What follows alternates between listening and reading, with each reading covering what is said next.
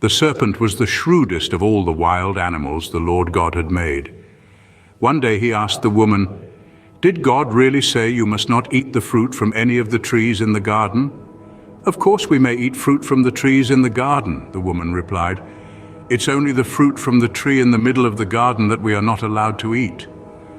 God said you must not eat it or even touch it. If you do, you will die." "You won't die," the serpent replied to the woman. "God knows that your eyes will be opened as soon as you eat it, and you will be like God, knowing both good and evil." The woman was convinced. She saw that the tree was beautiful and its fruit looked delicious, and she wanted the wisdom it would give her. So she took some of the fruit and ate it. Then she gave some to her husband, who was with her, and he ate it too. At that moment their eyes were opened, and they suddenly felt shame at their nakedness. So they sewed fig leaves together to cover themselves. When the cool evening breezes were blowing, the man and his wife, the Lord God, walking about in the garden. So they hid from the Lord God amongst the trees.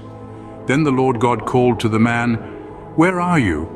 He replied, "I heard you walking in the garden, so I hid. I was afraid because I was naked." "Who told you that you were naked?" the Lord God asked. "Have you eaten from the tree whose fruit I commanded you not to eat?"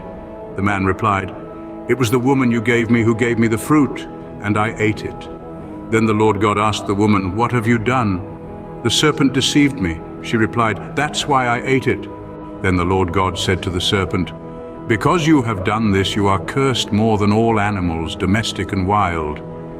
You will crawl on your belly, groveling in the dust as long as you live.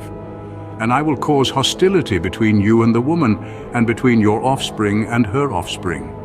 He will strike your head, and you will strike his heel." Then he said to the woman, "I will sharpen the pain of your pregnancy, and in pain you will give birth. And you will desire to control your husband, but he will rule over you." And to the man he said, "Since you listened to your wife and ate from the tree whose fruit I commanded you not to eat, the ground is cursed because of you. All your life you will struggle to scratch a living from it. It will grow thorns and thistles for you, though you will eat of its grains.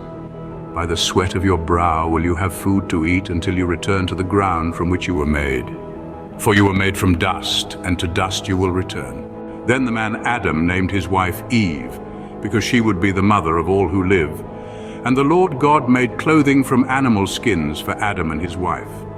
Then the Lord God said, "Look, the human beings have become like us, knowing both good and evil. What if they reach out, take fruit from the tree of life and eat it? Then they will live forever." So the Lord God banished them from the Garden of Eden, and he sent Adam out to cultivate the ground from which he had been made. After sending them out, the Lord God stationed mighty cherubim to the east of the Garden of Eden. And he placed a flaming sword that flashed back and forth to guard the way to the tree of life.